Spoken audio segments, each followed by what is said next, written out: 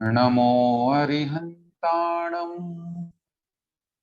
नमो सिद्धाणम् नमो आयर्याणम् नमो अज्जायाणम् नमो लोये सौवजीवमदौवम्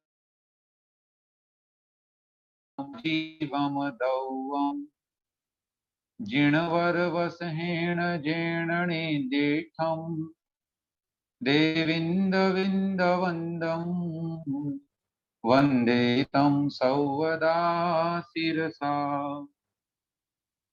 पंच परमेष्टि भगवान की जय। पूज्य आचार्य प्रवर श्री विद्यासागर जी महाराज की जय। परम पूज्य निर्यापक श्रमण पूज्य गुरुदेव श्री सुधा सागर जी महाराज की जय। द्वादशांग जिनवाणी माता की जय।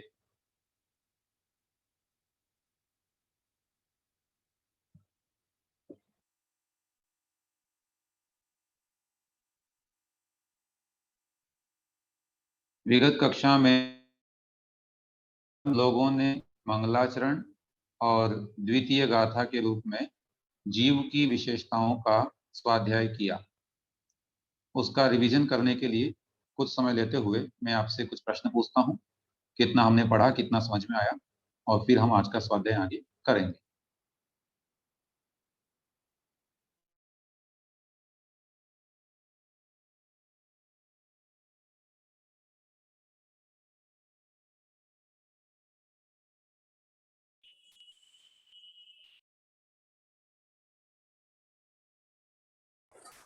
आवाज नहीं आ रही भैया जी, आवाज नहीं। सॉरी। प्रश्न है, दौव संगहो ग्रंथ की रचना किन्होंने की? नेमिनाथ आचार्य नेमिचंद सिद्धांति देव ने। ध्यान से। इन एक ने उत्तर दिया कि नेमिनाथ। नहीं, नेमिनाथ नहीं है, आचार्य प्रवर श्री नेमिचंद सिद्धांति देव। ठीक है ना? अंत में नाम भी उन्होंने लिखा गाथाओं में, नेमिचंद मुनिना प्रणीयम।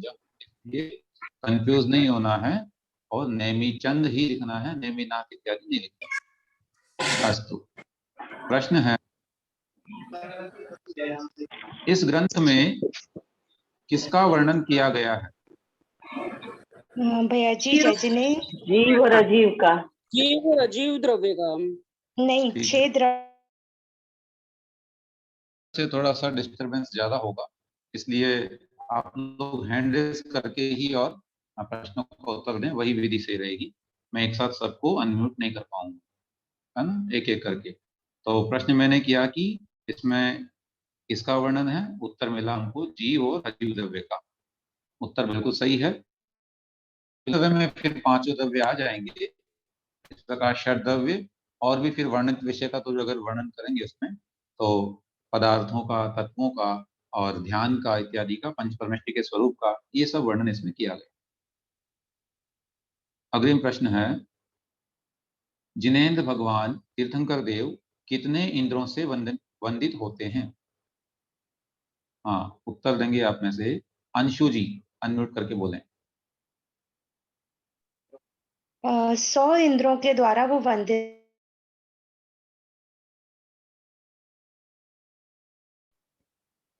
भवन वासियों के 40, व्यंतर वासियों के 32 और कल्पांतिक वैमानिक देवों के 24 और एक सूर्य चंद्रमा चक्रवर्ती, मनुष्यों में चक्रवर्ती और तिर्यंचों में सिंह। बहुत बढ़िया, बहुत ही सुंदर उत्तर आपने दिया। ये 100 इंद्र होते हैं और ये सभी भगवान को करबद्ध नमोस्तु करते हैं, शीर्षा नमोस्तु करते हैं ना, शत इंद्र नमस्कर शीर्षधार। तो ये समोषण का वैशिष्ट है। और हम प्रश्न पूछते हैं, मंगलाचरण में वह कौन सा शब्द है जिससे हमें ये मालूम पड़ता है कि इस मंगलाचरण में भगवान ऋषभ देव को नमोस्तु किया गया? उत्तर आप में से हैंड रेस किए हुए हैं आप लोगों ने, और उत्तर देंगे कनिका जैन जी। जय जयंत भैया जी, बस हैंड्स करके जो शब्द है ना, उससे वृषभ निकला है। मतलब वृषभ बहुत बढ़िया, सही शब्द आया है और आपने उत्तर बिल्कुल सही दिया है। इससे वृषभ अर्थ भी निकलता है। इसका दूसरा भी एक अर्थ होता है, आप बताना चाहेंगे?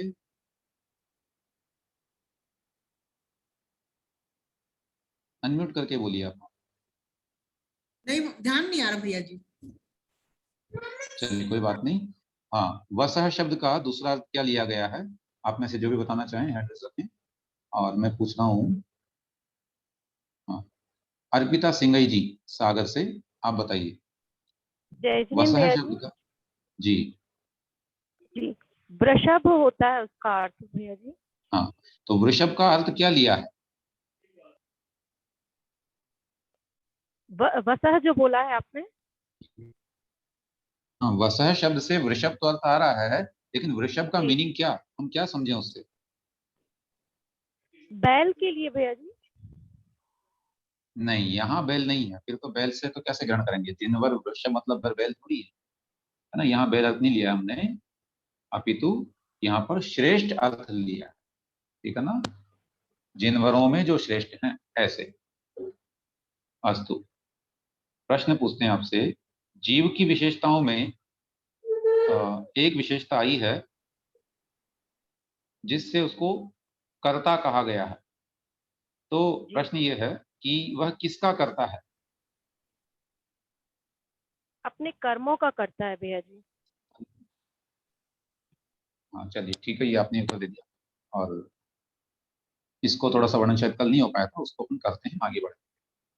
तो कल हमने जाना कि मंगलाचरण में आचार्य भगवंत ने ऋषभ देव स्वामी को 24 तीर्थंकरों को वंदना की है और ये बताया है कि वे वृंद माने समूह से वंदित होते हैं। ऐसे तीर्थंकरों को मैं प्रणाम करता हूँ। और इस ग्रंथ में जीव और अजीव द्रव्य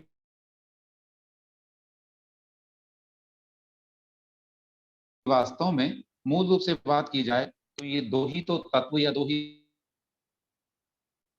ने पढ़ा होगा, उसमें भी आई है ये बात, जीवोन्य है पुद्गलश्चान्य इत्यादि, है ना। तो ये अनेक अनेक शास्त्रों में लिखा गया है।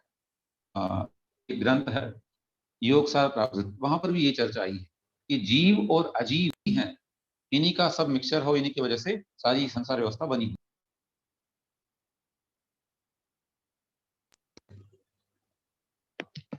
हाँ चलिए, अब हम आगे बढ़ेंगे। आज दूसरी गाथा हमने संक्षेप में तो पढ़ी थी। एक मिनट, ये इसमें कुछ आ रहा है स्क्रीन के सामने, इसको थोड़ा हटाते हैं।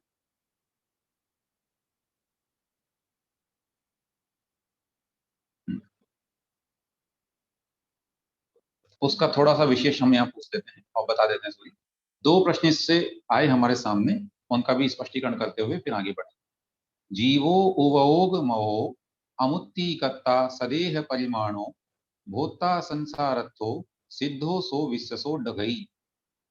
सो यानी वह, अर्थात वह जीव द्रव्य, जीव है, उपयोगमय है, अमूर्तिक, कर्ता, स्वदेह परिमाण, भोक्ता, संसार में स्थित, सिद्ध और विश्वसा माने स्वभाव से, उड्ड गई माने ऊर्ध्वगमन करने वाला। ये बात यहाँ पर हम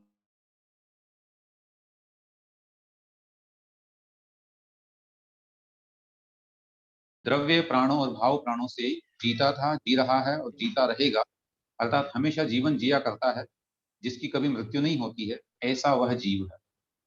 दूसरी विशेषता बताई, उपयोगमय माने उपयोगमय है। उपयोगमय का अर्थ हो गया है कि उसमें ज्ञान दर्शन रूप चेतना पाई जाती है, ज्ञानोपयोग दर्शनोपयोग उसके अंतर्गत पाए जाते हैं, ऐसी उसकी विशेषता है। तो वह ज्ञान दर्शनमय होता है। अमुत्ति अर्थात अमूर्तिक है, माने वह रूप रस गंध द्रव्य से रहित होता है। उसमें न कोई रंग होता है, न रूप होता है, न उसकी कोई खुशबू बदबू होती है, और न ही उसमें कोई स्वाद होता है।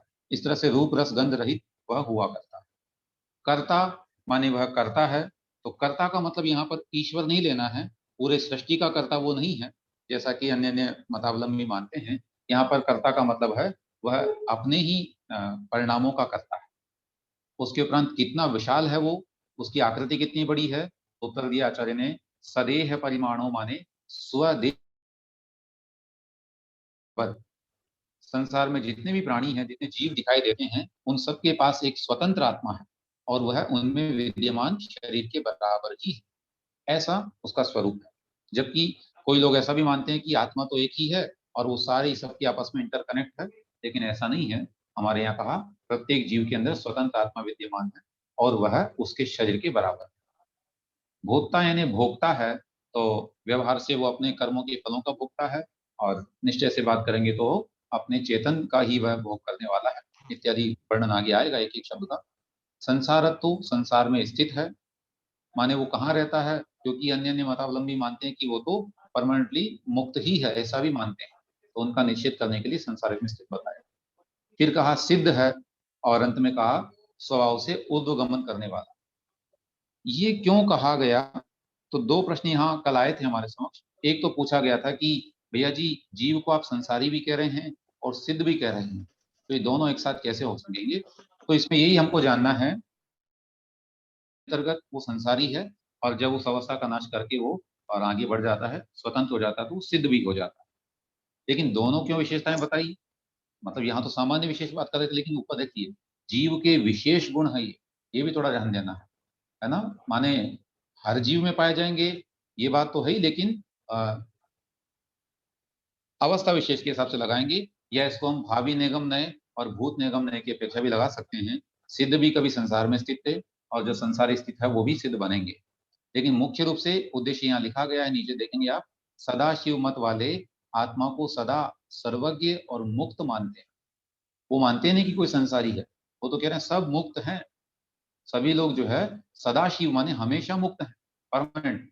तो ये उनकी मान्यता है, उसका खंडन करने के लिए कहा कि नहीं, वो संसार में स्थित भी है इत्यादि।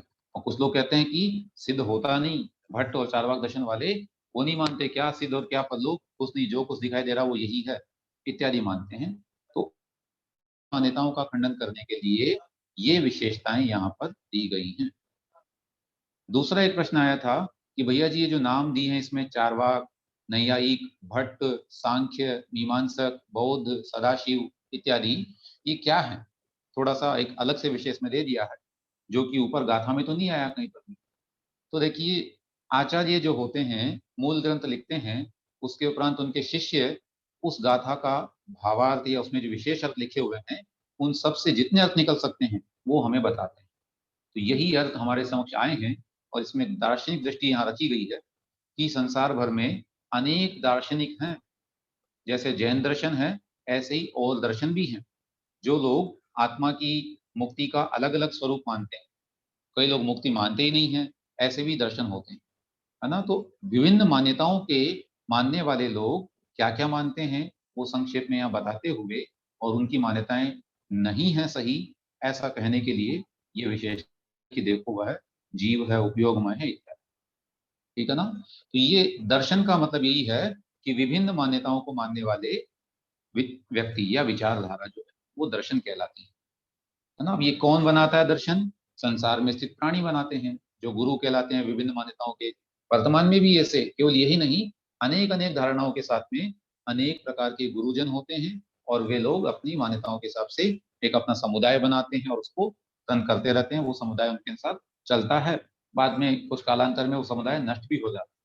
बहुत से ऐसे समुदाय हुए, और उन्होंने अपनी मान्यताएं बनाई, उसके साथ वो जिए, और बाद में पर्याय परिवर्तन होने के साथ ही उनका वो सिद्धांत भी प्रचलन से बाहर हो गया। तो ऐसी मान्यताएं हैं। ऐसे जैसे चारवाक दर्शन, इसका ये कहना है कि मुक्ति वुक्ति कुछ नहीं होती, जो कुछ है सामने है, ये शरीर जो है 5 भूत तत्वों से बना है, मिट्टी इत्यादि से, और इसी में मिल जाएगा बस। इसलिए जीवन को बड़े ऐशो आराम के साथ जिए, ऐसा उनका कहना है। लेकिन ये सब अनंत काल के लिए संसार में पुनः हम चले जाएंगे, ये हमारा जैन आगम हमें समझाता है। अस्तु, आइए अब हम इसके आगे बढ़ेंगे। गाथा क्रमांक 3 से हम पढ़ेंगे। पद्धति कल मैंने आपको बता दी थी, वही पद्धति हम रखेंगे। शुरू में मैं 2 बार उच्चारण करता। ते काले चदुपाणा इंद्रिय बलमाउआण पाणोय व्यवहारा सो जीवो क्षयणय दो चेदना जस। पुनः बोलता हूँ। ते काले चदुपाणा इंद्रिय बलमाउआण पाणोय व्यवहारासो जीवो निक्षयणय दो दुचेदना जस। उच्चारण आप में से जो करना चाहते हैं उन्होंने हैंड रेस कर लिए हैं, और निवेदन करूंगा मैं जिन्होंने कल नहीं किया हो। और हाँ, संध्या जैन जी, आप अनम्यूट करके बोलें।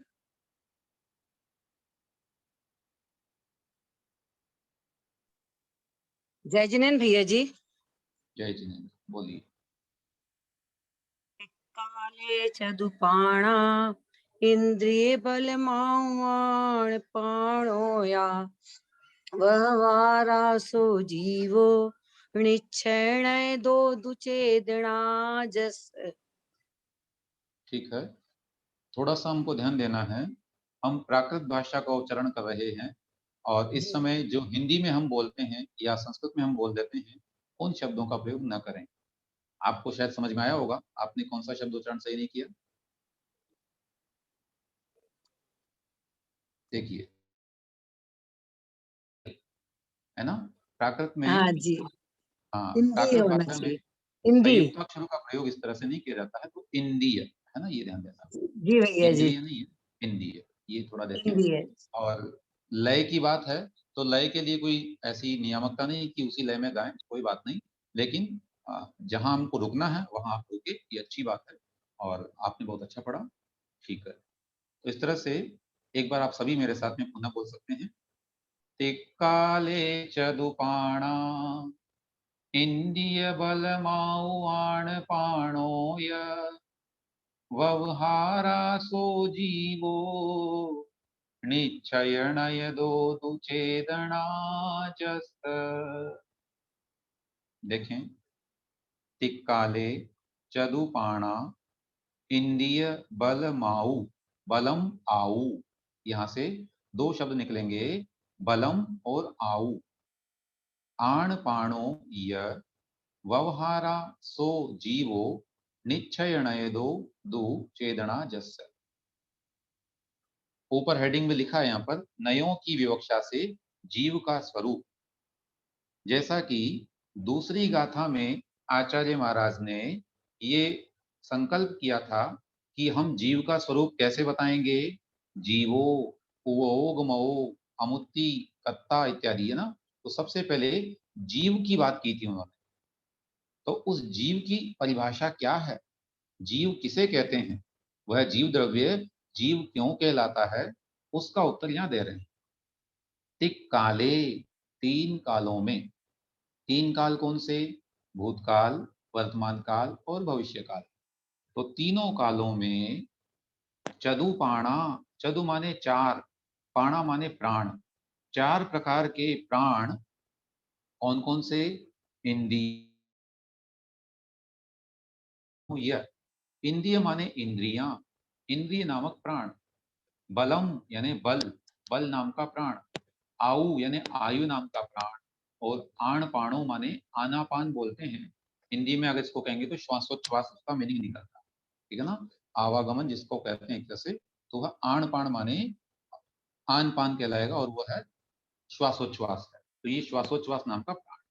तो चार प्राण हो गए हैं, तो उत्तर हुआ, अर्थ हुआ, तीनों कालों में इंद्रिय, बल, आयु, यह माने और, आण पाणो माने श्वासोच्छ्वास। इस प्रकार से चदुपाणा, ये चार प्राण जिसके होते हैं, व्यवहारा, व्यवहार नय से, सो जीवो, वह जीव है। अच्छा, जस्सा इसमें लगाएंगे पहले, जस्सा माने जिसके, तो जिसके इंद्रिय, बल, आयु और श्वासोच्छ्वास ये चार प्राण होते हैं, सो यानी वह, व्यवहारा, व्यवहार माने जीव कहलाता है। लेकिन निश्चय दो, निश्चय की अपेक्षा तो तू माने तो, जस्य चेतना माने जिसके चेतना पाई जाती है वो ही जीव है। तो यहाँ पर जीव शब्द की दो परिभाषाएं बताते हुए आचार्य कह रहे हैं कि व्यवहारने की अपेक्षा से तो हम उसे जीव कहेंगे जिसमें चार प्राण पाए जाते हैं, और कब, तीनों कालों में, भूतकाल में भी पाए जाते थे, वर्तमान में भी हैं और आगे आगे भी रहेंगे। इन चार प्राणों से वो रहित कभी हो ही नहीं सकता। इंद्रियां अवश्य होंगी, चाहे एक ही हो लेकिन होंगी। ऐसे ही बलम यानी बल जो है वो होगा, आयु होगी और श्वासोच्छ्वास, प्रत्येक प्राणी में ये पाया जाए, तो ये व्यवहार नहीं की अपेक्षा से कहलाया। दूसरा, निश्चय नहीं की अपेक्षा से बात करेंगे तो जिसमें चेतना है वे सब जीव कहलाते हैं। अब आप कह देंगे कि भैया जी व्यवहार नहीं से अगर आप कह रहे हो तो सिद्ध नहीं पाए जाते हैं प्राण, तो क्या वो जीव नहीं है? हाँ, आचार्य ने यहाँ तक भी लिखा है कि सिद्धार्ण जीवा, सिद्ध जीव नहीं होते। किस अपेक्षा से? इस अपेक्षा से, व्यवहार की अपेक्षा से, क्योंकि वे तो निश्चय स्वरूप को प्राप्त हो चुके हैं, अभेद स्वरूप को प्राप्त हो चुके हैं। भावार्थ में कह रहे हैं, संसारी जीव अनादि काल से कर्म परंपरा की अपेक्षा से कर्म से युक्त है, इसलिए यथा योग्य कर्म के उदय से प्राप्त द्रव्य प्राण एवं भाव प्राण से जो जीता था, जीता है और जीवेगा, उसे जीव कहते हैं। ये जीव की परिभाषा बनी। और जिसके तीनों कालों में इंद्रिय बल, आयु और श्वासोच्छ्वास ये चार प्राण हैं, वह व्यवहार नय से जीव है, और जिसमें चेतना है वो निश्चय नय से जीव। ये हुआ गाथा का सामान्य अर्थ। ठीक है। अब यहाँ पर जो शब्द आए, इंद्रियां कौन सी है, बल कितने हैं, कौन कौन से हैं, आयु किसके पाई जाएगी इत्यादि, एक एक चीज का स्पष्टीकरण हम आगे देखते हैं, है ना। विशेष बिंदुओं में यहाँ पर बताया गया है। आपके समक्ष अगर पीडीएफ है तो आप उसे भी देख सकते हैं, और सामने स्क्रीन दिखा ही रहा है। सबसे पहले आया एक व्यवहार नय और निश्चय नय नाम के दो शब्द, थोड़ा इसको भी देख लें। व्यवहार नय, व्यवहार नय कह रहे हैं वस्तु के अशुद्ध स्वरूप को ग्रहण करने वाले नय को व्यवहार नय कहते हैं। जैसे मिट्टी के घड़े को घी का घड़ा कहना, माने एक घड़ा है जिसमें घी भरा हुआ है, तो हम लोग ये कहते हैं कि घी का घड़ा ले आओ, शक्कर का डिब्बा ले आओ, लेकिन वो किसका होता है? स्टील का या मिट्टी का जो बना हुआ है ना, मिट्टी का घड़ा हुआ है, लेकिन फिर भी हम व्यवहार में क्या कहते हैं कि घी का घड़ा। तो वह उसके अशुद्ध स्वरूप को ग्रहण करता है, भेद स्वरूप को ग्रहण करता है ना। व्यवहार दृष्टि ऐसी होती है। दूसरा है निश्चय नय, वस्तु के शुद्ध स्वरूप को ग्रहण करने से मिट्टी के घड़े को मिट्टी का घड़ा कहना। यहाँ थोड़ा सा विशेष हमको जानना है। अशुद्ध स्वरूप को ग्रहण करने वाला कह दिया, इसका मतलब ये नहीं मानना कि व्यवहार नय झूठा है। नहीं, नए झूठे नहीं है, ये दोनों सम्यक नय है, ये मिथ्या नय नहीं है। व्यवहार नय भी सच्चा है और निश्चय नय भी सच्चा है, इनमें से एक भी झूठा नहीं, बस एक दृष्टि है। जैसे हम अपने आप को अगर अपना नाम लेकर के बुलाते हैं, अपना जो डेजिग्नेशन है वो लेके बुलाते हैं, अपना कोई किसी को बेटा कहता है, कोई पिता कहता है, ये सब व्यवहार नय की अपेक्षा से सत्य है। और निश्चय नय से कहेंगे तो ये चीज हमको मिथ्या दिखाई देगी, लेकिन निश्चय नय से हम सभी शुद्ध आत्मा हैं, तो वह भी सत्य है। ठीक है ना। तो ये केवल अपेक्षा या कहना चाहिए कथन की पद्धति है। एक समय हम उस अपेक्षा को गौण कर देंगे, जिस समय हमें व्यवहार की बात करनी है तो निश्चय गौण हो जाएगा, और निश्चय की बात करेंगे तो व्यवहार नय गौण हो जाएगा। नयों की विशेषता यही है कि को गौण करके और अपनी विवक्षा की बात करे वो नय कहलाता। तो यहाँ पर आचार्य महाराज ने पूरे ग्रंथ में व्यवहार और निश्चय दृष्टि से प्रत्येक तत्व और प्रत्येक द्रव्य का स्वरूप बताने का बहुत ही सुंदर उपक्रम किया है, उसे हम आगे देखते जाएंगे। इसमें वर्तमान गाथा में भी जीव का स्वरूप दोनों दृष्टियों से मैं बताया कि व्यवहार से कौन जीव है और निश्चय से कौन जीव। फिर वहां पर आया कि व्यवहार से चार प्राण जिसके होते हैं, तो पहला प्राण था उसमें इंद्रिय। इंद्रिय किसे कहते हैं? द्रव्येंद्रियों के निमित्त से उत्पन्न हुए क्षायुक्षमिक भाव को इंद्रिय प्राण कहते हैं।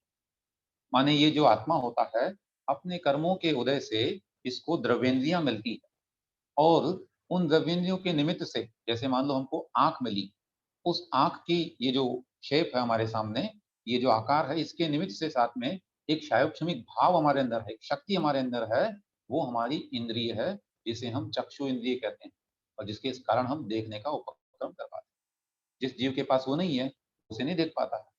तो ऐसे ये इंद्रियां कहलाती। फिर है, और ये 5 होती है, हम सभी जानते हैं, स्पर्शन, रसना,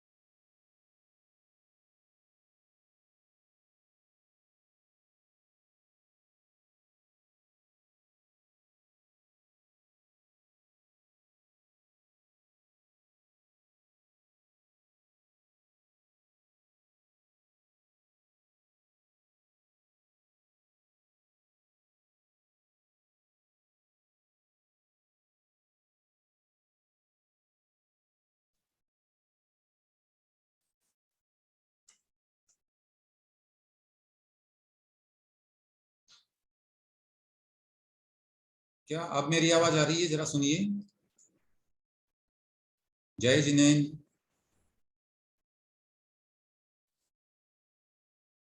ठीक है, अभी यहाँ से हम बात करते हैं। ये टेक्निकल इश्यू है कोई ना कोई, इस वजह से ये ऐसा डिस्टरबेंस हुआ, क्षमा चाहते हैं थोड़ा। चलिए, तो हम बात कर रहे हैं, इंद्रियों की बात हमने की, आगे हम बढ़ते हैं। बल प्राण, अनंत शक्ति के एक भाग प्रमाण मन, वचन और काय के निमित्त से उत्पन्न हुए बल को बल प्राण कहते हैं। कितनी अच्छी परिभाषा यहाँ लिखी देखो। बल हमारी आत्मा में अनंत शक्ति है, वो लेकिन एक साथ प्रकट नहीं हो रही है अभी, क्योंकि हम कर्मों से घिरे हुए हैं। तो क्या होता है फिर, मन, वचन और काय के निमित्त से एक लिमिटेड शक्ति है ना, एक भाग प्रमाण माने एक अंश उसका प्रकट होता है, उसी को हम बल प्राण कहते हैं, है ना। अब जिसके जितना क्षयोक्षम होगा उतना ही उसका प्राण जो है वो मजबूत होगा, उसके बल उतने अच्छे होंगे, है ना। और ये सब में कितने पाए जाएंगे वो अभी हम देखेंगे। तो ये बल किसे कहा हमने, कि अनंत शक्ति का एक भाग जो मन, वचन, काय के निमित्त से उत्पन्न हुआ है, उस बल को हम बल प्राण कहते हैं। ये भी प्रत्येक प्राणी में पाया जाता है। और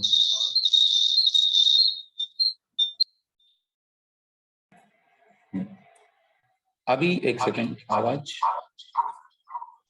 इको बन गई है।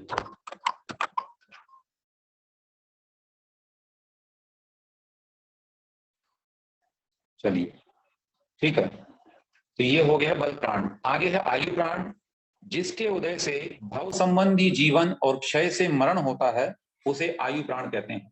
हम सभी जानते हैं, आयु माने जो हमें एक लिमिटेड समय के लिए संसार में रोके रखती है, विभिन्न गतियों में भ्रमण कराती है, वो आयु कहलाती है। तो जिसके उदय से हमारा जीवन बना रहता है और जिसका क्षय होने पर जीव का मरण हो जाता है। श्वासोच्छ्वास, शरीर से किसी भी प्रकार के वायु के आने जाने को श्वास और उच्छ्वास, श्वासोच्छ्वास प्राण कहते हैं। मुख से श्वास उच्छ्वास निकलना, फॉर एग्जाम्पल, और भी रोम छिद्रों से वायु का आना जाना या नाड़ी द्वारा संचरण होना इत्यादि। हमने ऐसी परिभाषा क्यों बनाई, जबकि देखते तो ऐसे हैं कि नाक से हम श्वास लेते हैं और निकालते हैं। नहीं, ऐसा नहीं है। अगर ऐसा परिभाषा बना लेंगे तो फिर पेड़ पौधों में तो नाक इत्यादि नहीं पाई जाती है ना। 2 इंद्रिय जीव की तो नाक नहीं पाई जाती है, तो क्या उसके श्वासोच्छ्वास नहीं होगा? नहीं होगा, 100% होगा। प्रत्येक प्राणी के श्वासोच्छ्वास अवश्य पाया जाता है। वायु के संचार के बिना जीवन नहीं होता। इसलिए ऐसा हमको लगाना है कि शरीर से किसी भी प्रकार से वायु का आना जाना श्वासोच्छ्वास कहलाता है। चलिए, अब यहाँ पर कह रहे हैं कितने जीवों में कौन कौन से प्राण पाए जाएंगे। पहली बात तो ये ध्यान रखना, व्यवहार जीवों कह दिया, संसार की अवस्था में ही ये प्राण होंगे, सिद्धों के नहीं होंगे। ठीक, तो संसार अवस्था में भी प्राणी मुख्य रूप से 5 प्रकार के होते हैं। एक इंद्रिय, 2 इंद्रिय, 3 इंद्रिय, 4 इंद्रिय, 5 इंद्रिय, फिर उसके 2 भेद हो जाते हैं, सैन्य, असन इत्यादि। तो बता रहे हैं कि किसके कितने प्राण। देखें, एक इंद्रिय जीव के 4 प्राण, कौन से? इंद्रियों में से एक ही इंद्रिय उसके होगी 5 में से, कौन सी होगी? स्पर्शन इंद्रिय। फिर बल, मन उसके होता नहीं, वचन उसके होते नहीं है, इसलिए केवल काय बल। आयु होनी है और श्वासोच्छ्वास तो होना ही होना है, तो ये 2 तो मस्ट हो गए हैं, और बल और इंद्रियों में से एक एक, तो ये ग्रहण कर लिया, तो हमने हो गए उसके 4 प्राण। फिर आगे बढ़ेंगे, 2 इंद्रिय जीव, नाम से स्पष्ट हो रहा है कि 2 इंद्रिय माने इंद्रियां 2 हो गई, तो एक इंद्रिय बढ़ते ही 5 तो ये हो गए, और दूसरा उसके वचन बल भी आ गया, क्योंकि उसके पास में रसना इंद्रिय आ गई। हाँ, इतना ध्यान रखना, उसके अभी भाषा शक्ति नहीं आई है, वो बोल नहीं पाएगा, लेकिन वचन शक्ति है, रसना इंद्रिय वाला हो गया है, वचन बल उसके आ गए। तो स्पर्शन इंद्रिय, रसना इंद्रिय, काय बल, वचन बल, आयु और श्वासोच्छ्वास, इस तरह से ये 2 इंद्रिय जीव के 6 प्राण पाए जाएंगे। 3 इंद्रिय जीव की बात करेंगे तो उसके केवल एक इंद्रिय भी बढ़ गई है, और वो हो गई है स्पर्शन रसना के साथ में घ्राण इंद्रिय, और बाकी तो वही है, काय बल, वचन बल, आयु और श्वासोच्छ्वास। इसके उपरांत 4 इंद्रिय जीव की बात करेंगे तो उसके 8 प्राण हैं, क्योंकि उसके भी एक इंद्रिय और बढ़ गई है, जिसका नाम है चक्षु इंद्रिय, बाकी सब वही है। असेनी पंचेंद्रिय के 9 प्राण हैं। कौन से? इंद्रियां तो 5 हो गई है, स्पर्शन, रसना, घ्राण, चक्षु, कर्ण, लेकिन अभी मन नहीं आया, तो बलों में भी 2 ही हुए, और आयु, श्वासोच्छ्वास, ऐसे करके 9 प्राण उसके हुए, और सैनी पंचेंद्रिय जीव के पूरे 10 प्राण पाए जाते हैं, 5 इंद्रियां, 3 बल, आयु और श्वासोच्छ्वास। तो ये मुख्य रूप से 4 प्राणों के, और इन 10 में से मिनिमम 4 हैं, फिर आगे 6, 7, 8, 9, 10 पाए जाते हैं। विशेष इतना है कि मनुष्य गति में अगर बात करेंगे तो 13वें गुणस्थान वर्ती जो केवली भगवान होते हैं, उनके 4 प्राण ही हैं। कैसे? उनके वचन बल है, काय बल है, आयु है और श्वासोच्छ्वास है। क्या मतलब? क्या उनके 5 इंद्रियां नहीं है? इंद्रियां तो हैं, लेकिन अब वे उनका प्रयोग नहीं करते, है ना। उनको केवल ज्ञान की उत्पत्ति हो गई है, वो 5 इंद्रियों के माध्यम से ज्ञान इत्यादि का प्रयोग नहीं करते हैं, इसलिए उनके ये प्राण नहीं कहलाते। सॉरी। और अंत में 14वें गुणस्थान वर्ती अरिहंत भगवान के एकमात्र आयु प्राण होता है ना। ये है, इस तरह से ये प्रत्येक जीव में कितने प्राण होते हैं, इनको हमने जाना। प्रश्न आया 3 बल कौन से हैं? मनोबल, वचन बल और काय बल। माने मन के माध्यम से हम चिंतन शक्ति को प्राप्त करते हैं, वचन के माध्यम से बोलने की शक्ति,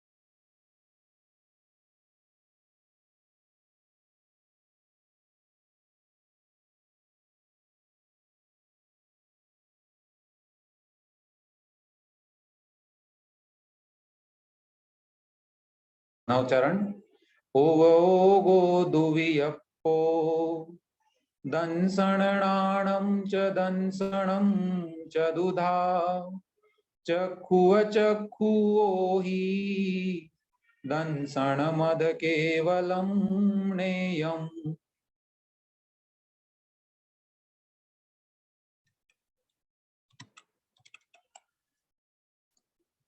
हाँ, स्क्रीन आ रही होगी, शायद नहीं आ रही।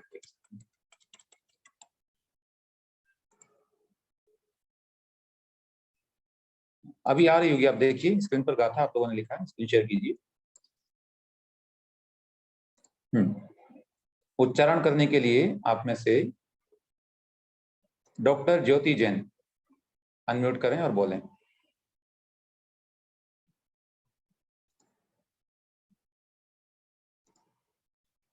आप पढ़ रहे हैं? नहीं, मैंने अलाउ तो किया आपको। चक्षु अचक्षु ओहि दंसण मद केवलम नेयम। ठीक है, आपकी आवाज थोड़ा लेट आई, कोई बात नहीं, एक चांस वो दे रहा हूँ किसी को। वनीता जैन जी अनम्यूट करके पढ़ें। उवो गोदुवियप्पो दंसणनाणं च दंसणं च दुधा चक्षु अचक्षु ओहि दंसणमध केवलम नेयम। बहुत बढ़िया, अस्तु। तो इस तरह से इसका उच्चारण हो गया। एक बार सभी मेरे साथ में करें। उवो गोदुवियप्पो दंसणनाणं च दंसणं च दुधा चक्षु अचक्षु ओहि दंसण मध केवलम नेयम। उवो गो दुवियप्पो उपयोग, सॉरी एक सेकंड, हाँ, दुवियप्पो दंसणनाणं च दंसणं च दुधा चक्षु अचक्षु ओहि दंसणम अध। इसमें से दो शब्द होंगे, दंसणम और अध, केवलम नेयम। गाथा क्रमांक 2 को लेकर के हम कंटिन्यू चलेंगे। वहां पर वर्णन आया था कि जीवो उवोगमो, जीव की परिभाषा आपको बता दी गई है तीसरी गाथा में। फिर आगे बात कर रहे हैं वो उपयोग की। जीव को उपयोगमय कहा गया था, तो वो उपयोग क्या होता है उसका उत्तर देते हुए आचार्य कह रहे हैं उवोगो दुवियप्पो। उपयोग दो प्रकार का होता है। दुवियप्पो दो विकल्पों वाला है, ठीक है ना, द्विविध है, दो प्रकार का है। कौन कौन से? दंसण नाणम च, माने दर्शन और ज्ञान, दर्शनोपयोग और ज्ञानोपयोग। च माने और होता है, और ये एक शब्द के बाद में प्रयोग करते हैं। माने हिंदी में तो हम बोलते दर्शन और ज्ञान, और को हमने बीच में रखा, लेकिन प्राकृत या संस्कृत भाषा में उसका एक शब्द के बाद में प्रयोग किया जाता है।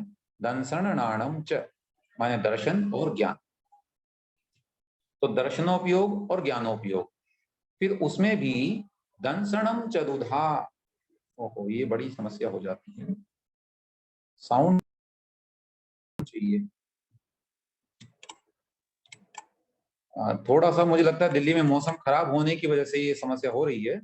यहाँ आज बड़ी बारिश है, इस वजह से नेटवर्क इशू हो सकता है बीच बीच में, तो क्षमा चाहते हैं। अस्तु, बोलता हूँ, अभी आने लगी आवाज। उपयोग की बात कर ली हमने। उपयोग दो प्रकार का है, दर्शनोपयोग और ज्ञानोपयोग। उनमें भी दंसणम चतुधा, दर्शन चार प्रकार का है, माने दर्शनोपयोग, चतुधा माने चार प्रकार का है। धा शब्द का प्रयोग जो है वो प्रकार बताने के लिए किया जाता है ना। जैसे हम बोलते हैं विविध माने अनेक प्रकार का, ऐसे ही एकधा, द्विधा,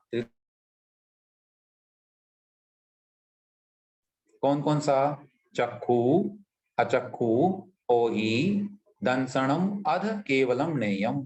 अर्थात चक्षु दर्शन, अचक्षु दर्शन, ओहि माने अवधि दर्शन, अध माने और, केवलम यानी केवल दर्शन, दंसणम यानी दर्शन, नेयम जानना चाहिए, ये जानने योग्य है।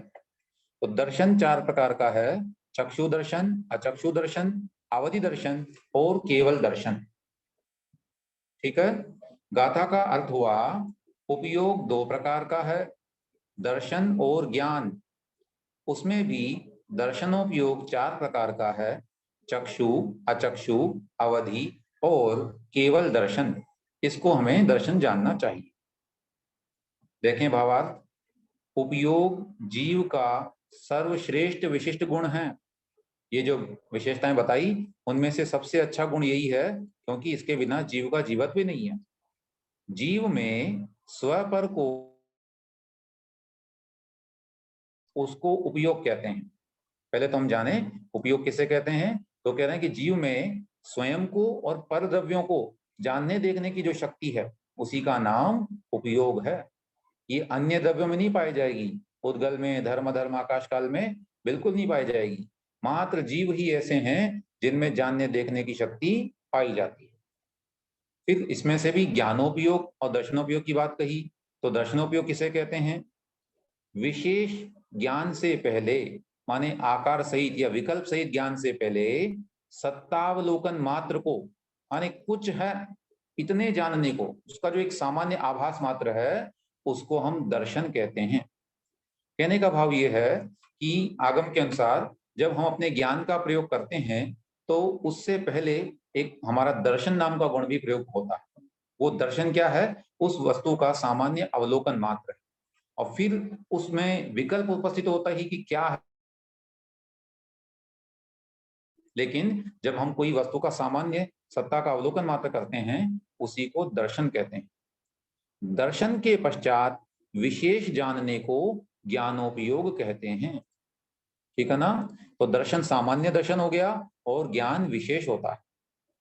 आंखों से ज्ञान होने से पूर्व सामान्य अवलोकन को चक्षु दर्शनोपयोग कहेंगे, है ना? चक्षु इंद्रिय से जो होने वाला दर्शन ज्ञान है उससे पहले एक सामान्य अवलोकन मात्र को हम चक्षु दर्शन कहते हैं। फिर आंखों के सिवाय अन्य इंद्रियों व मन से होने वाले ज्ञान से पूर्व जो सामान्य अवलोकन होता है उसे अचक्षु दर्शनोपयोग कहते हैं। थोड़ा सा यहाँ बता दूं मैं, ये दर्शन हमारे पकड़ में आने वाली चीज नहीं, ये बहुत ही फास्ट होने वाली प्रक्रिया है। जब हम किसी वस्तु को देखते हैं तो देखने से बहुत इतना फास्ट प्रोसेस होती है कि हमें तो लगता है कि हम सब कुछ उसको कर लिए, लेकिन उसमें सामान्य अवलोकन भी हो गया, उसके उपरांत ज्ञान धारणा वो सारी हो जाती है। पूरी प्रोसेस बहुत फास्ट होती है प्रोसेस। तो इसमें थोड़ा सा कंफ्यूज नहीं होना अपने को। ये दर्शन जो है बस ज्ञान से पहले होने वाली एक प्रक्रिया है जिसको हम दर्शन कहते हैं। और उसमें भी चक्षु दर्शन तो आंख से जो हम ज्ञान करते हैं उसके पहले की प्रोसेस, और अचक्षु दर्शन माने चक्षु इंद्रिय के अलावा जो शेष इंद्रियां हैं, जैसे हमने शब्द सुना तो सुनने से पहले भी उसका एक सामान्य आभास हमको होता है, वो प्रक्रिया अचक्षु दर्शन कहलाती है। तो शेष इंद्रियों और मन से होने वाला जो ज्ञान है उस ज्ञान के पहले सामान्य अवलोकन को हम अचक्षु दर्शन कहते हैं। फिर अवधि ज्ञान से पहले जो होगा रूपी पदार्थों का सामान्य आभास या प्रतिभास, उसे हम अवधि दर्शनोपयोग कहेंगे। और साथ में अंत में लिखा केवल ज्ञान के साथ होने वाले, ये थोड़ा इंपॉर्टेंट है यहाँ पर, केवल ज्ञान के साथ होने वाले वस्तु के सामान्य अवलोकन को केवल दर्शनोपयोग कहते हैं। क्या मतलब? यहाँ ये जानना है कि चक्षु, अचक्षु और अवधि ये तीन दर्शन तो ज्ञान के पहले होते हैं। माने जब कोई व्यक्ति जानने का उपक्रम शुरू करता है तो उससे पहले दर्शन होता है, लेकिन केवली भगवान के ऐसा नहीं होता, उनके तो दर्शन और ज्ञान एक साथ होते हैं। इसीलिए लिखा केवल ज्ञान के साथ होने वाले, बाकी में सब में लिखा पहले होने वाले, लेकिन यहाँ लिखा केवल ज्ञान के साथ होने वाले वस्तु के सामान्य अवलोकन को केवल दर्शनोपयोग कहते हैं। ठीक है, अस्तु। किसी ने लिखा है यहाँ पर कुछ है और कुछ होने वाला है, ऐसा क्या? नहीं, ये इसमें देखो कुछ है में भी थोड़ा सा वहां अवग्रह की बात आ जाती है।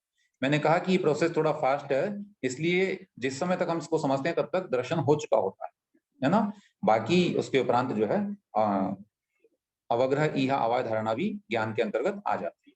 उसके भी पहले की प्रोसेस होती है दर्शन, और वो बहुत ही सूक्ष्म प्रक्रिया अपने आप में देखी जाती है। तो यहाँ चौथी गाथा में उपयोग के दो भेद बताए और उसके उपरांत ज्ञानोपयोग दर्शनोपयोग में से दर्शन के चार भेद बताते हुए और कह दिया कि चक्षु, अचक्षु, अवधि और केवल दर्शन, इस प्रकार से दर्शनोपयोग को हमें जानना चाहिए। अब मैं पांचवी गाथा तक बढ़ने से पहले थोड़ा सा आप लोगों की जिज्ञासाओं की ओर बढ़ना चाहूंगा, क्योंकि जितना विषय समझ में आया कि नहीं आया वो भी हमको जानना है, अन्यथा केवल आगे बढ़ते जाएं और कुछ समझ में ना आए तो उसका लाभ नहीं होगा। अस्तु, अब आप अपनी जिज्ञासाओं के लिए हैंड रेस करेंगे और निवेदन यही है कि सिर्फ जिज्ञासाओं के लिए हैंड रेस करें और बाकी चीज जो भी है जिन्होंने पहले से हैंड रेस किया होता उच्चारण इत्यादि के लिए वो बंद डाउन कर लें हैंड को। अस्तु, नेहा गोयल जी अनम्यूट करें, पूछिए।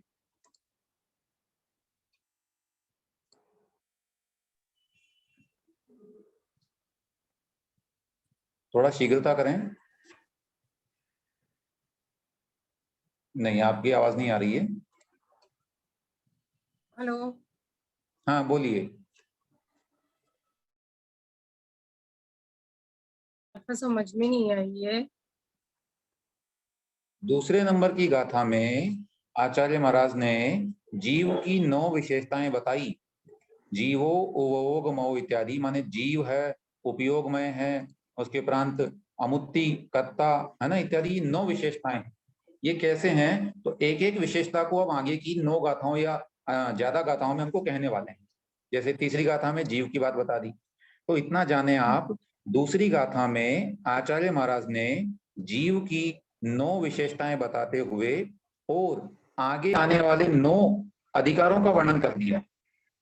ठीक है, तो वहां केवल 9 अधिकारों की सूचना दी गई है, शेष आगे हमको उन अधिकारों का वर्णन बताया जा रहा है एक एक गाथा के माध्यम से। जैसे तीसरी में हमको जीव की विशेषता बता दी और फिर आगे जो है ये बताया। आपने लिखा है participant request that live transcription B enabled for the meeting. हाँ, कर सकते हैं आप, इसको उचित समझते हैं और ये किसी प्रकार से दुरुपयोग नहीं हो तो इसको मैं इनेबल कर रहा हूँ। अस्तु, इसके उपरांत मोना जैन जी आप अनम्यूट करके बोलें।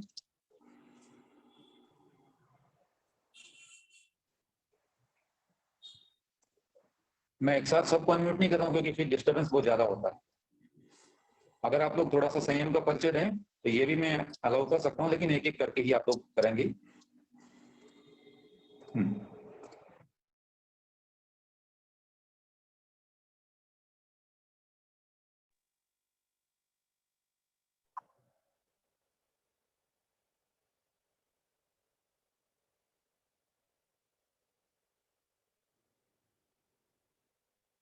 ओहो, आप लोग सुन नहीं पा रहे हैं मुझे, सॉरी। मोना जैन जी अनम्यूट करके बोलिए।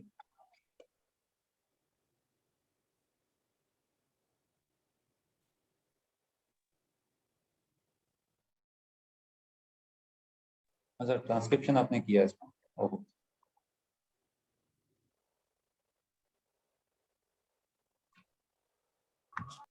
क्या हो रहा है, कोई बोल ही नहीं रहे। क्या मेरी आवाज आ रही है आपको? जय जिनेन्द्र भैया जी, मैं अंशु जैन। हाँ बोलिए। भैया जी, आपने इसमें आया था तीसरे नंबर की गाथा में द्रव्य प्राण और भाव प्राण, क्या थोड़ा सा एक्सप्लेन कर सकते हैं? ठीक है, ठीक है। देखिए, द्रव्य प्राण जो हमको दिखाई दे रहे हैं, जैसे हमने प्राणों की चर्चा की ना अभी, तो जो हमको दिखाई दे रहा है जो मूल रूप में है, जैसे हमारी चक्षु इंद्रिय है ना, जैसे हमारी जिह्वा है, रसना जो है, या स्पर्शन जो हमको दिखाई दे रही है, ये हमारे द्रव्य प्राण कहलाते हैं, द्रव्य प्राण कहलाते हैं। और भाव प्राण का मतलब इनके द्वारा जो होने वाली शक्ति अंतरंग में जो है वो हमारे भाव प्राण कहलाते हैं। तो जो अंतरंग की शक्ति है वो हमें जो पूर्व कर्म के अनुसार जो बांधी हुई है वो आएगी इसमें? हाँ, वही मिलेगी, द्रव्य प्राण भी उसी जो के अनुसार जैसे बल मिलेंगे। वगैरह, हाँ, जो बांधे हुए हैं उसके अनुसार जो मिलेगी वो भाव प्राण के अंतर्गत आ गया। हाँ, वो क्षयोपशम विशेष जो है वो हमारा भाव प्राण है। ठीक और ठीक उसके ठीक। उपरांत ये जो आ रहा है ये एक प्रश्न हाँ आया था यहाँ ठीक पर है। चैटिंग में कि क्षयोपशम किसे कहते हैं। क्षयोपशम का मतलब ये माने यहाँ पर शक्ति, माने कर्मों के माध्यम से।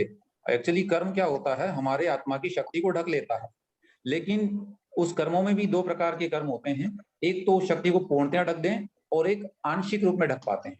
तो जो आंशिक रूप में ढक रहे हैं, तो उस समय जो शक्ति प्रकट हो रही है वो हमारा क्षयोपशम कहलाता है, क्योंकि वो पूर्ण रूप से ढक नहीं सकता।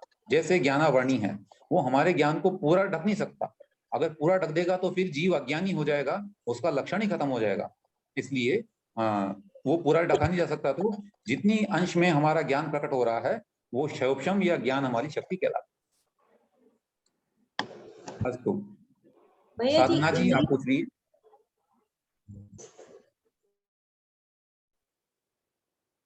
साधना जैन जी। हाँ बोलिए। जय जय भैया जी। जी भैया जी मुझे चौथी गाथा का एक बार फिर से उच्चारण करवा दीजिए। चौथी गाथा का उच्चारण करवाता हूँ मैं। हाँ बोलिएगा आप मेरे बाद में। उवो गो दुवियप्पो गो दुवियप्पो दंसणाणं च दंसणं च दुधा दंसनानं च दंसनं च दुधा चक्षुव चक्षु ओहि चक्षु अचक्षु ओहि दंसण मद केवलम नेयम। दंसणं मद केवलम णेयम। धन्यवाद भैया जी। ठीक है।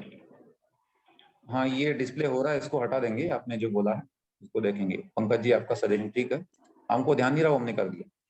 नीलम जी नोएडा पूछिए। वन बाय वन में बोल रहा नाम, बाकी लोग अनम्यूट ना करें। नीलम जैन जी।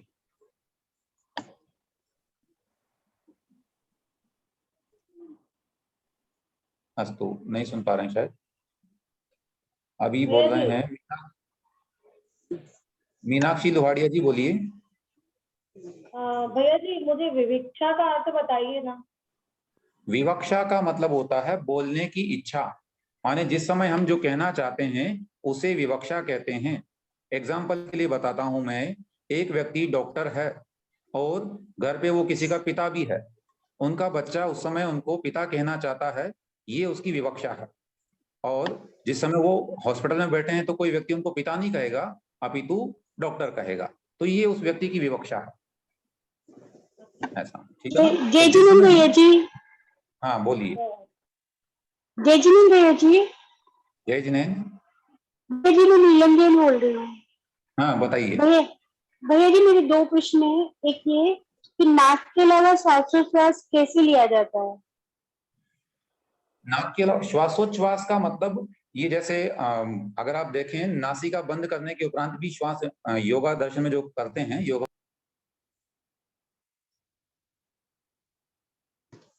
जो है हमारे शरीर में एक अंग से वायु निकलती है और प्रवेश करती है। ऐसा नहीं कि केवल नासिका के माध्यम से ही वायु प्रवेश कर रही है। अगर ऐसा होता तो फिर योगी जब एक आध मिनट के लिए श्वास रोकते हैं तब वो जीवित कैसे रहते हैं, है ना? बहुत लंबी लंबी समय तक के लिए श्वास रोक करके वो अपने प्राणों को जीवित रख पाते हैं। और एक बात और कि जिनके नासिका नहीं पाई जाती है तो क्या उन जीवों में श्वासोच्छ्वास नहीं होता? होता है ना? पत्तियों इत्यादि में भी श्वासोच्छ्वास होता है, उसकी अपनी प्रोसेस है, तो वो श्वासोच्छ्वास कहलाता है। भैया जी स्पर्शन के द्वारा जिसे हो सकता है कह दो। हाँ स्पर्शन के द्वारा होगा भी।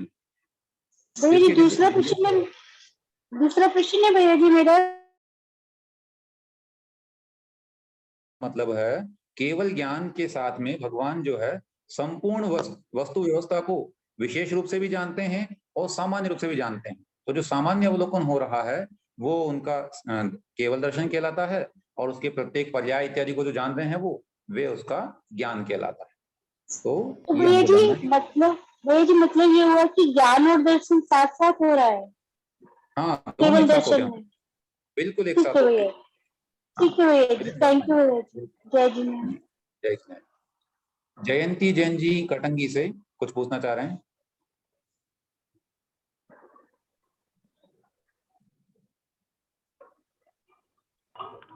भैया जी। जी भैया जी।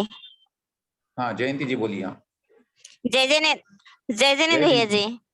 हाँ भैया जी जो श्वास से जो पत्ती की छोटी सी पत्तियों में वो पूर्ण श्वासोच्छ्वास शक्ति है क्या? कौन सी शक्ति? जो श्वास छिद्रों के द्वारा होती है पत्तों में, जो यानी कि अभी जो गर्मी में छोटी सी पत्ती है गिर जाती है तो उनमें श्वासोच्छ्वास नहीं होता क्या? नहीं होता है, सब में होता है। ऐसा कोई प्राणी है ही नहीं जिसके श्वासोच्छ्वास नहीं होगा। कंपलसरी लिखा है इन्होंने, है ना? मतलब 4 प्राण होते हैं तो वो मिनिमम प्राण है उसमें, और वो तो प्रत्येक प्राणी के पाया जाएगा। नारकी हो या कोई भी हो, समूलशन जीव भी हो, उसके भी पाया जाएगा। हाँ। है ना? जल भी है तो जल में भी पाया जाएगा। हम तो पत्ती की बात कर रहे हैं, जल में जय भी, श्री अग्नि में भी, सब में पाया जाएगा। जी भैया जी, जय श्री भैया। दीजिए। प्रियंका जैन जी बोलिए। जिन्होंने पूछ लिया वो अपना हैंड डाउन कर लें कृपा करके।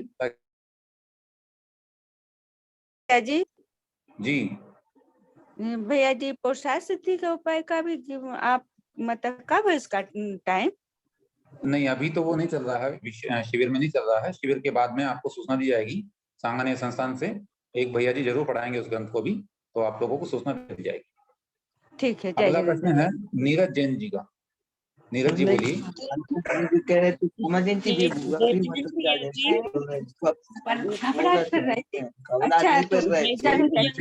एक साथ में बोलें प्लीज, बहुत लोगों ने म्यूट कर दिया है, अनम्यूट कर दिया है। प्लीज नीरज जी ही बोलें, बाकी लोग ना बोलें। ममता जी प्लीज थोड़ा सा रुकिए। भैया जी, ये जो इसमें 13वें गुण स्थान में भी अरिहंत भगवान आ रहे हैं, तीसरे वाले श्लोक में, तो चौथे गुण स्थान में भी अरिहंत भगवान का ही बता रखा है, तो वो कैसे है? मतलब कोई समझ में नहीं आया हमें। एक्चुअली तीर्थंकर भगवान जब, या कोई अरिहंत भगवान जो है, और अंतिम समय में है ना, बिल्कुल जब अंतिम समय आता है, ई उदीर्घ 5 अक्षर बोले, इतने अक्षर प्रमाण जो समय है, अंतर्मुहूर्त मात्र मतलब मान लें आप उसको, उतने समय के लिए जो है 14वें गुणस्थान की अवस्था बनती है, और उस अवस्था में जो है उनके इन बल इत्यादि का प्रयोग कम हो जाता है, इसलिए वहां पर वो कहा गया। वो तो सिद्ध बन गए ना भैया जी फिर। नहीं, सिद्ध बनने से पहले अंतर्मुहूर्त की एक प्रोसेस होती है जिसे 14वां गुणस्थान कहते हैं। अच्छा ठीक है भैया जी, आ गया समझ में। ठीक है। और कोई है जिनका प्रश्न बाकी है? भैया जी। हाँ जी, अनिल जी बोलिए। अनिल जैन बोल रहा था भैया जी। जी बताइए। जो आपने बल डिस्क्राइब किए हैं 4 बल, तो उसमें आयु, प्राण और स्वाक्षोवास है, तो ये क्लियर करना था। आयु का मतलब एज से है, तो जितनी एज होगी उतनी स्वाक्षोवास होगी, जितनी स्वाक्षोवास होगी उतनी एज होगी, तो ये अलग अलग क्यों लिया है? नहीं, दोनों अलग अलग हैं जी। श्वासोच्छ्वास और आयु में डिफरेंस है। श्वास की गति कम ज्यादा हो सकती है, लेकिन तो भैया जितनी आयु होगी तब तक जितने श्वास है उतने ही आयु है, ऐसा कोई नियम नहीं है। श्वासोच्छ्वास कम ज्यादा हो सकता है मतलब, लेकिन वो तो प्रोसेस है, कोई धीरे सांस ले रहा है, कोई तेज ले रहा है, उससे क्या? नहीं, श्वास का अमाउंट से मतलब नहीं है इसका कि कितनी श्वास फिक्स है, कहते ना इतनी श्वास फिक्स है। बिल्कुल, ये धारणा के माध्यम से सिद्ध नहीं होती है कि हम लोगों की श्वास फिक्स होती है, ऐसा नहीं कह सकते। अच्छा भैया, दूसरा जो इंद्रिय बल दिया है आपने, छायोपशम वर्ड यूज किया है, तो ये छायोपशम दिया है या औद्यायिक होना चाहिए? क्योंकि छायोपशम तो हमारे जो कषाय हैं उनसे रिलेट कर जाएगा ना। छायोपशम वहां से नहीं लेना आपको, यहाँ पर शक्ति को छायोपशम कहा गया है यहाँ पर। ठीक है, मैं निकाल दे रहा हूँ परिभाषा आपके सामने जी। ये प्लीज आप लोग इसको न करें। विंडोज क्लोज कैसे हो गया? विंडोज क्लोज, एक मिनट।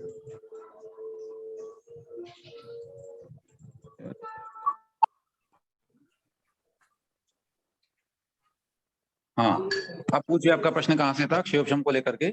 मैं भैया ये कह रहा था कि क्षयोपशम की जगह औद्यायिक अगर लेते तो ज्यादा उचित नहीं होता, क्योंकि क्षयोपशम में तो हम अनंताबंदी कर्म को खत्म, अनंताबंदी कषाय को खत्म कर रहे हैं ना, तब क्षयोपशम आ रहा है हमारा।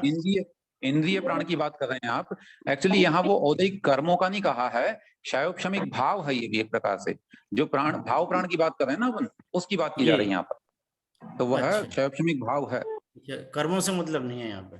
ठीक है भैया। नहीं है तो कर्मों के उदय से ही है, तो कर्मों के उदय से, लेकिन उसमें भी औदैहिक होने पर 3 अवस्थाएं बनती ना, तो वहां पर एक क्षयोपशम अवस्था है, और ये क्षयोपशम के माध्यम से ही, क्योंकि जो 8 प्रकार के कर्म हैं उनमें से जैसे ज्ञानापाणी है, तो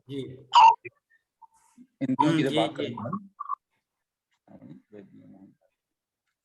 हाँ, तो औदैहिक न लेकर के इसको क्षयोपशम। औदैहिक कर्म क्या करते हैं? तत्संबंधी शक्ति को बिल्कुल ही गायब देते हैं। उस समय जितना उदय हो रहा है उतनी मात्रा में वह हमारे साथ प्रकट नहीं होगा, लेकिन क्षयोपशम में वो शक्ति प्रकट रहती है, तो ये थोड़ा सा अंतर है। चलिए ठीक है भैया जी, धन्यवाद। अस्तु, और कोई प्रश्न है बाकी? हाँ भैया जी, जय जिनेंद्र। अंतिम प्रश्न ले रहा हूँ, वियांश जैन जी बोलिए। हाँ भैया जी, 13वें गुणस्थान वर्ती अरिहंत भगवान के बताया कि अरिहंत भगवान के 4 प्राण होते हैं, वचन बल, काय बल, आयु और श्वासोच्छ्वास। हाँ, उसमें मेरा प्रश्न ये है कि इसमें मनोबल क्यों नहीं है? मनोबल भी तो आएगा ना, क्योंकि भगवान मनोबल का प्रयोग नहीं करते हैं, उनकी इच्छा शक्ति का नाश हो गया है। जो 10वें गुणस्थान में उनके कर्म का नाश हुआ है, मोहनी का, मन की जो शक्ति है वो मोहनी कर्म के निमित्त से कार्य करती है, इच्छा इत्यादि होना, तो वो उनके नष्ट हो गया कर्म, इसलिए मनोबल उनके नहीं रह जाता है। बाकी भगवान की वाणी वचन बल है और भगवान विहार करते हैं इसलिए काय बल है। मनोबल की जरूरत नहीं है उनको, ऐसा बोलते हो? हाँ, उनको आवश्यकता नहीं, क्योंकि केवल ज्ञान से जानते हैं इस तरह से। मैं सबको एक बार म्यूट कर रहा हूँ क्योंकि बहुत डिस्टर्बेंस हो रहा है।